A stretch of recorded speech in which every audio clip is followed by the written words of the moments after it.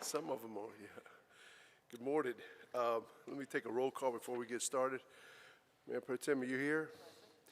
Councilman Reinbach, you here? Councilman Anderson, you here? Here. Councilman Barnett, are you here? Councilmember Spears, are you here? Here. Councilman Waddell, you here? And the chair is here. Everybody's here and accounted for. Start off, we have one proclamation tomorrow night. C1 is approval of the minutes. C2 is a resolution authorizing the city manager to enter into a professional services agreement with Agency Landscaping Plus Planning LLC in the amount of $350,000 for the development of the Greater Downtown Special Area Plan. Bill, Yes, sir. can kind of define what is that greater, what is that area where? I'll let Linda Painter come forward and give you more information on it, but it's designed to be a plan similar to the Vision 2020 plan with an expanded boundary and essentially the 1945 corporate limits. Oh, really? So all that far out? So is that pretty much kind of the Burnt Mill Creek? I mean, all the way out there? I think so. We actually have a PowerPoint with a map. Okay. Let's let Linda answer these questions for us.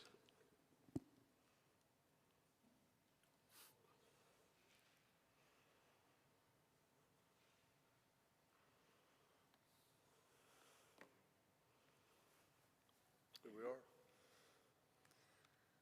So in answer of your question, you can see the map. It's the actual 1945 corporate limits plus Love Grove.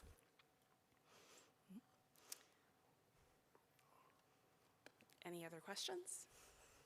The only other question or comment is, with all these different little areas, these little districts that we've created, obviously, there's a lot of parking issues that we're contending with now, which is, you know, we're victims of our own success here.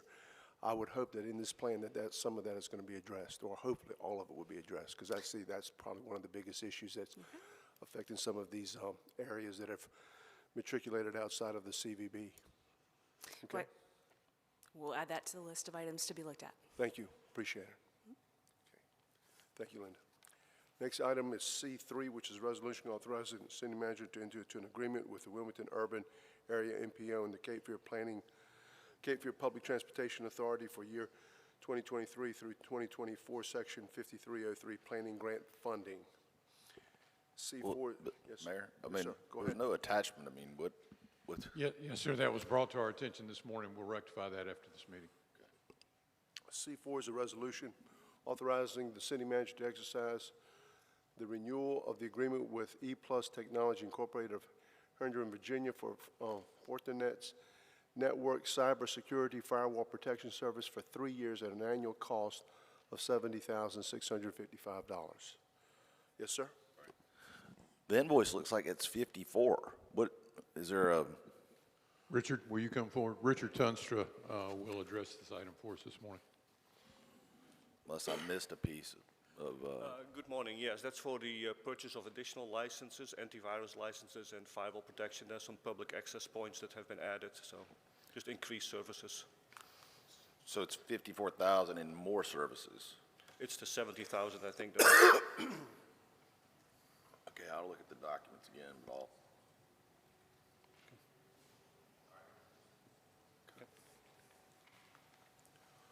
Okay, PH1 is an ordinance amending the official zoning map of the city to rezone property containing 1.996 acres of land located at 525 Ponderosa Lane from R15 moderate density single dwelling district to R5 CD medium density mixed residential conditional district for a 6-lot residential subdivision.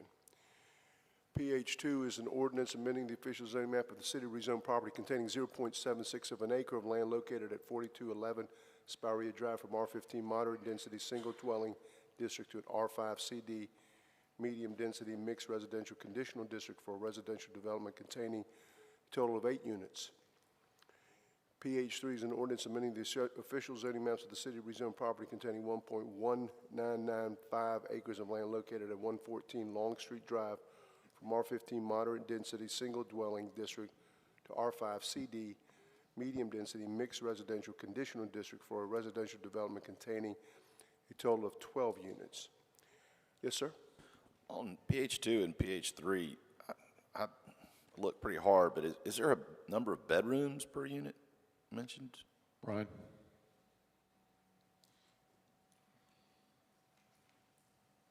probably show it to me on the first line of the first page. I do not believe they've limited the number of bedrooms, they just counted the number of units. We can confirm that Well, the information. only reason I bring that up is I don't care how many units there are, it's just how much parking is it for the units. Understood. So if we're gonna do a conversion, this seems like our conversion table is just by unit. Well, what if it's a 4-bedroom unit? You got 2 parking places. I mean, where these places are and if they're, you know, roommate situations, what have you, even families can have more than 2 cars. I'm just curious. It just seems like parking spaces ought to attach to number of bedrooms, but I don't know. Right. So the parking is based on the number of bedrooms, but there is a maximum allowed parking, and they're actually providing the maximum parking. Even though we don't know how many bedrooms they're gonna do, Right. So it's 2.5 maximum per unit. per unit, period. If it's a period. 4-bedroom unit, And then it's, then it's minimum of 2 for 2 bedrooms and 2.25 for 3 bedrooms, that kind of thing. But 2.5 is the max, and that's what they're doing. so even on a 3-bedroom, 2.5's max. Correct. Okay. PH 4 is an ordinance amending the official zoning maps of the city rezoned property containing approximately 7.7 acres of land located at 3903, 3907, 3909, 3913, and 3915 Carolina Beach Road from R15 Moderate Density Single Dwelling District to MD 17 CD High Density Multi-Dwelling Residential Conditional District for a 225-unit residential development. And then PH 5 is an ordinance directing the housing inspector to vacate, close, and repair or demolish a dwelling at 1515 Ann Street as unfit for human habitation pursuant to Article 5, Chapter 16 of the Wilmington City Code, and directing that a notice be placed thereon prohibiting its use or occupancy. Mr. Mayor, Yes, sir? Mr. Mayor, we'll be asking for a continuance on this item. There's been a change in the circumstances, and we'll be asking for a 6-month extension on this item. Okay, very good. PH 5, 1515 Ann Street. It's a continuation. PH 6 is an ordinance directing the housing inspector to vacate, close, and repair or demolish a dwelling at 112 South and 11th Street as unfit for human habitation pursuant to Article 5, Chapter 16 of the City Code, and directing that a notice be placed thereon prohibiting its use or occupancy. And then PH 7 is an ordinance directing the housing inspector to vacate, close, and repair or demolish a dwelling at 911 North 6th Street as unfit for human habitation pursuant to Article 5, Chapter 16 of the City Code, and directing that a notice be placed thereon prohibiting its use or occupancy. Then PH 8 is a public hearing required by the U.S. Housing and Urban Development for the City of Wilmington's Consolidated Annual Performance and Evaluation Report.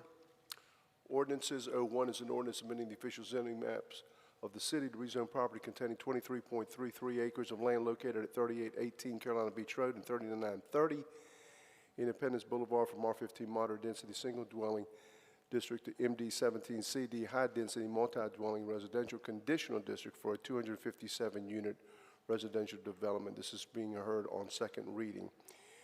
Item 02A is an ordinance appropriating and authorizing spending authority of opioid settlement funds in the Special Revenue Fund in the amount of $95,153 for the year 2024.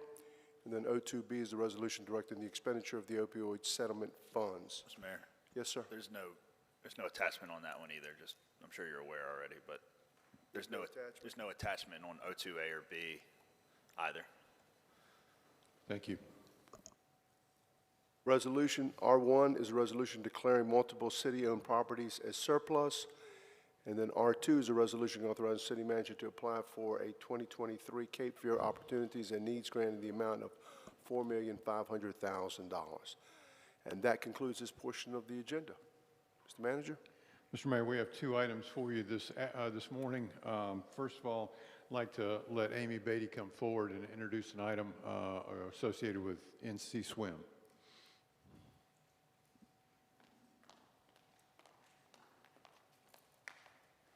Good morning, Mayor, Mayor Pro Tem, and City Council. Dave Whitner with NC Swim is here this morning to overview a dashboard of their programming and successes for the past year, and also provide to you a proposal for changing the cover, the dome at the north side pool, to a more substantial covering with a longer life cycle. So with that, I'll ask Dave to come up.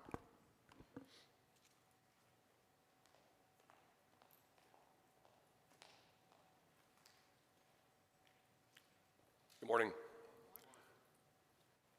I want to thank you guys for your support for the last 3 years with NC Swim at the Northside Pool, Earl Jackson. We've been operating that pool for the city for 3 years now, and year to date, we've given over 1,000 hours of swim instruction for individuals, over 2,300 volunteer hours, certified 40 lifeguards, and 23 swim instructors.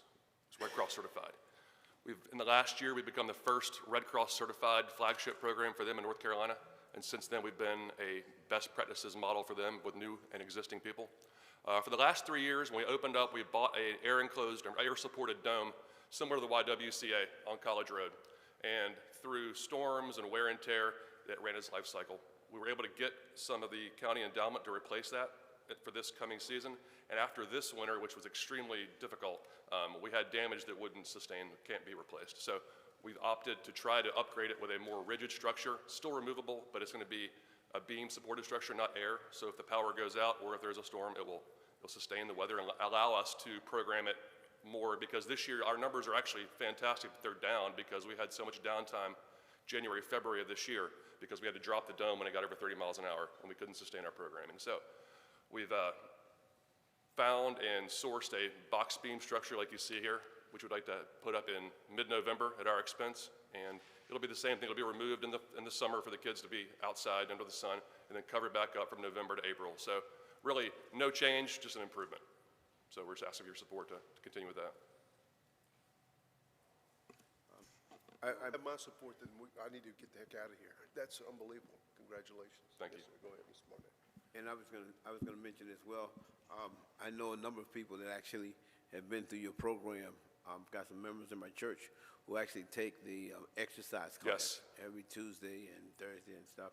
And then also, you guys partner with DC Virgo. Correct. We just finished a session with UNCW and DC Virgo, Right. a 2-week session there, which we hope to grow as we go forward. So Awesome. All right. And you mentioned you're gonna do this at your cost? Is that what I heard you say? that's correct. Okay. But there'll be the endowment, some other grants, and the local Right. bank. We're going to be able to fund this ourselves. Sounds good. Mr. Rivenbar? Thank you. Does that dome keep the water at what temperature during the dead of winter? Well, we have a heater as well. So we have a 1.5 million BTU heater that keeps the water about 84 degrees in the winter. That's wonderful. Thank you. Thank you. Anybody else? Thank you, Thank you, appreciate it. Mr. Mayor, we have one other item. We have an update for you on Encino Park, and I'm not sure, I guess, is Amy going to introduce this for us as well? And then Matt Hart will come forward and give us some additional information. Good evening again. As the city manager just indicated, Matt Hart with engineering will be coming up to provide you with an overview, update of where the project is in construction. But before that, I thought it had been a while since council and the public had talked about the origins of this project.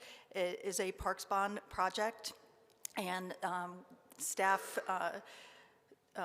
committed to the citizens that we would look for property to build a multi-purpose field complex, 5 to 7 fields. And so we looked in the city of Wilmington for property, a minimum of 40 acres in order to fit those fields and the associated site amenities. And we brought to council 4 different sites ranging from $2 million to $5 million in addition to the site that we're building at now.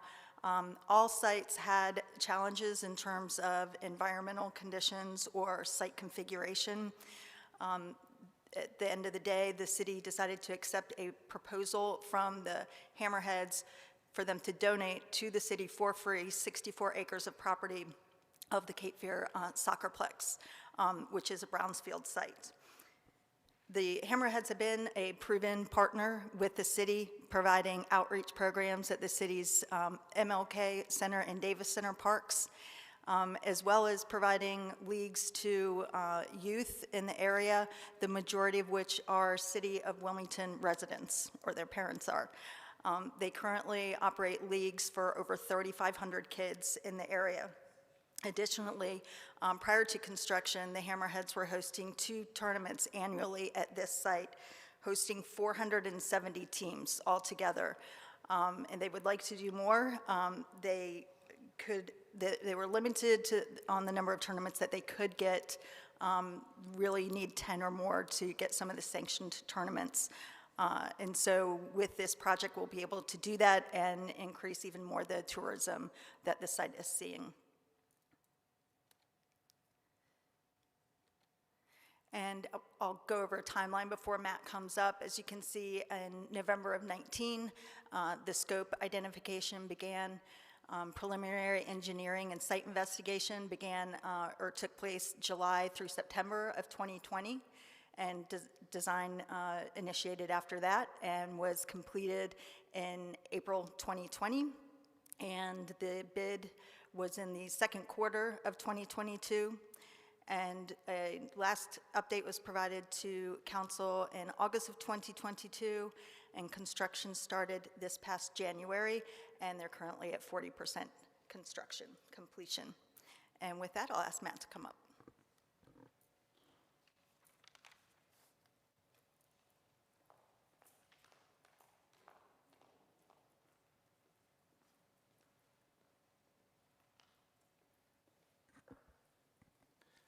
Good morning, Mayor Saffo, Mayor Pro Tem, and council members. So on February 15th, 2023, we had a groundbreaking. We were all there just shortly after the contract mobilized the site. So as Amy indicated, this is a brownfield site that the city of Wilmington is redeveloping, which is essentially cleaning up the contaminated piece of property for better use.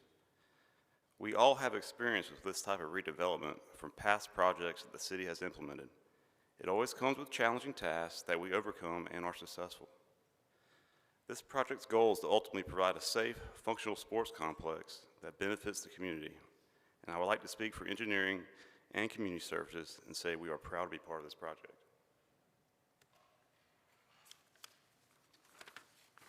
So as you can see from the past slide to this slide, there has been some progress from February to August, with most of the work being completed underground. To note some of the project successes, I would like to take a moment to recognize New Hanover County Commissioners and the Recycling and Solid Waste Environmental Management Director for waiving fees on a substantial quantity of waste encountered, saving the project approximately $375,000. Additionally, all demolition of above ground and below ground structures have been completed.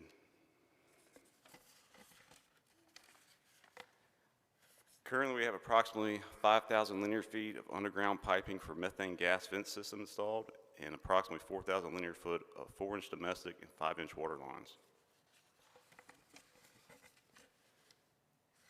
Approximately 60,000 linear foot of concrete and concrete duct bank and 67 45 feet deep steel piles have been driven to elevation to prepare for the restroom facility foundation and grade beams. The 14 athletic lighting 40-foot deep auger drilled cast in place concrete foundation and precast bases are complete and ready to receive the lighting poles and fixtures that are being delivered this week, actually today for that matter. So project's currently underway. We're installing the infrastructure for Duke Energy for their primary feed and pouring the transformer pads. The Musco Athletic lighting delivery and install. We're starting the foundations and the grade beams for the restroom facility, and we are starting the underground drainage for the synthetic field.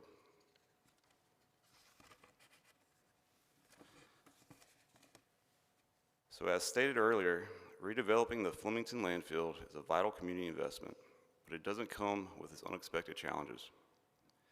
While grading the southern end of the site for the stormwater swells, landfill material was encountered that resulted in additional waste removal and soil import. It also has been determined that the site lighting will require deeper supportive foundations versus the common cast-in-place concrete pole bases.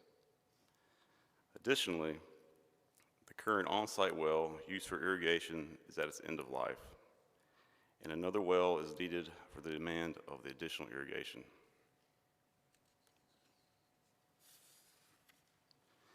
Site grading and environmental protection. While grading activities were underway on the southern end of the site, landfill waste was encountered at shallower depths than anticipated. The approved environmental management plan requires 18 inches of soil cover for separation of the landfill material and top of grade.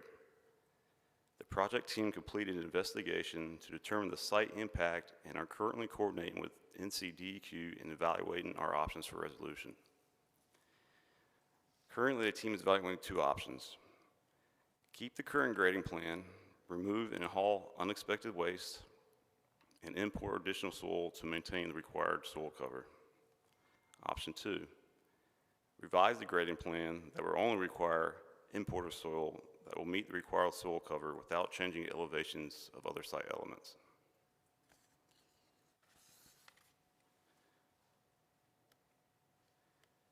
The site lighting foundations for the entrance drive and parking lot will require additional design and geotechnical investigation. To ensure they are properly supported, a structural engineer has already been engaged to help the team explore options and develop budgetary estimates.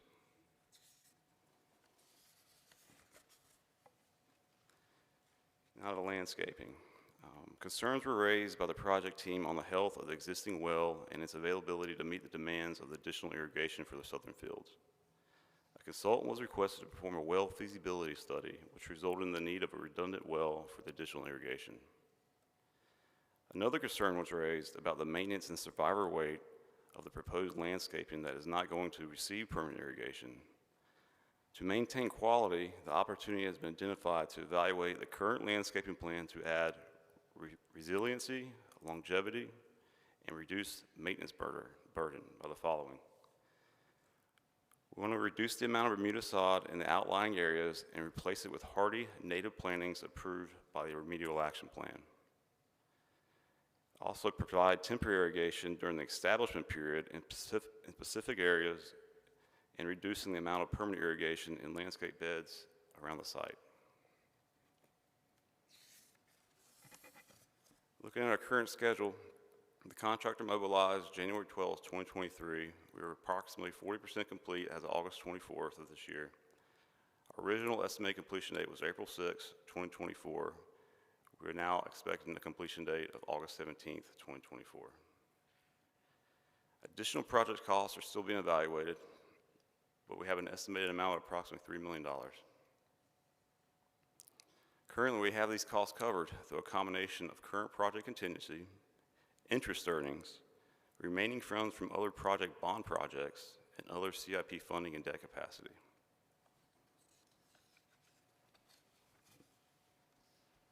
So our next steps with this project is to continue to coordinate with NCDEQ on the required soil requirement and the proposed new grading plan. When we start getting hard numbers in from our contractors, we want to make sure we identify any resolution for potential budget gaps. And I'm constantly, every day, coordinating with the general contractor to maintain schedule integrity. Any questions? Yes, sir. Mr. Rampart, could you go, excuse me, sir. Could you go back to that slide talking about the alternatives to landscape plan? Yes, sir. The provide only temporary irrigation during establishment period of the area surrounding the southern fields. Would those be the native hardy plants? I'm sorry, can you repeat that? Would that be the area where you'd be putting in the next bullet point, the native hardy plants? That's correct. Okay, so we would rely on Mother Nature to irrigate them? No, sir. We put in temporary irrigation in them areas. And when you're establishing them? Correct. But after that, we rely on Mother Nature? After that, yes, sir. Okay. Can you give me some examples of native hardy plants? That I cannot at the moment, sir. Okay. The reason I bring this up, I see so many of the plans that we approve here 5 and 6 years down the road as we ride by them, and they look like hell. Mm-hmm. Because there's not any irrigation.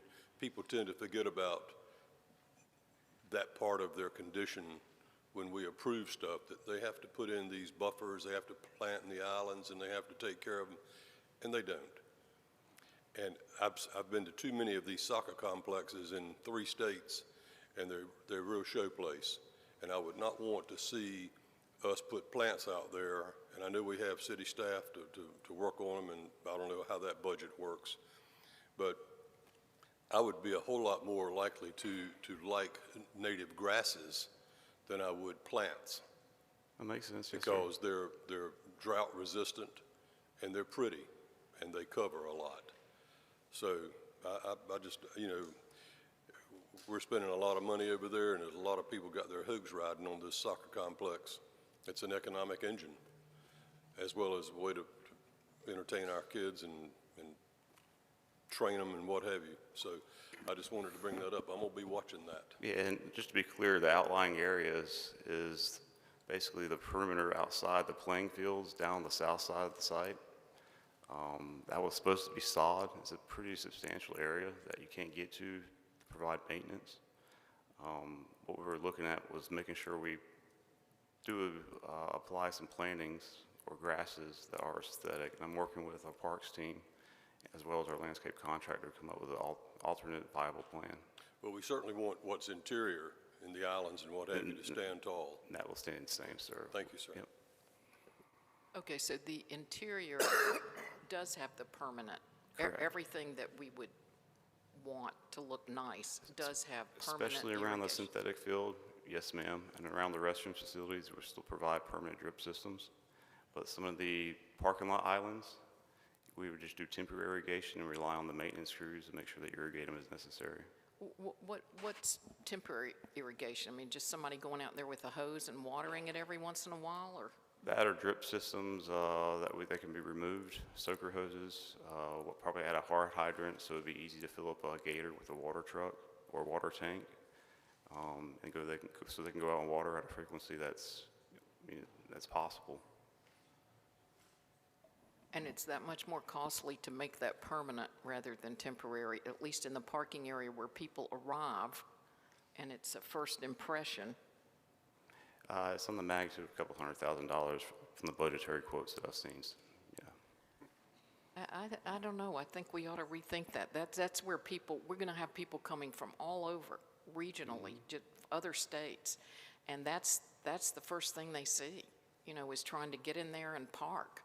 I get that the outer perimeter, you know, yeah, let's plant grass or whatever, we'll keep going, but it just seems to me that where people are going to be, the public's going to be, we maybe need to rethink that. And that's our objective when we revise this landscaping plan. We just haven't got that far along in the process yet, so we can start sharing that information. Thank you. Yes, ma'am. Anybody else? Okay, thank you. Thank you. Appreciate it. Mr. Mayor, excuse me, we have two committee meetings this morning. Naming will meet first, and then governance will meet second. But before we do that, we do have a need for a closed session, and we'd like for you to entertain that motion. Okay. Is there a motion to enter into a closed session pursuant to the provisions of North Carolina General Statute, Section 143-318.11, A and 3 and A and 4, in order for the City Council to, number one, consult with and provide instruction to the City Attorney regarding potential legal claims, and two, discuss matters relating to the location or expansion of industries or other businesses, including potential economic development initiatives. So moved. Okay, we have a motion by Mr. Anderson, second by Mr. Barnett. Discussion. All in favor of that motion, please indicate by saying aye. Aye. Any opposed? We will now go into closed session, and we will take closed session in this building, in this space.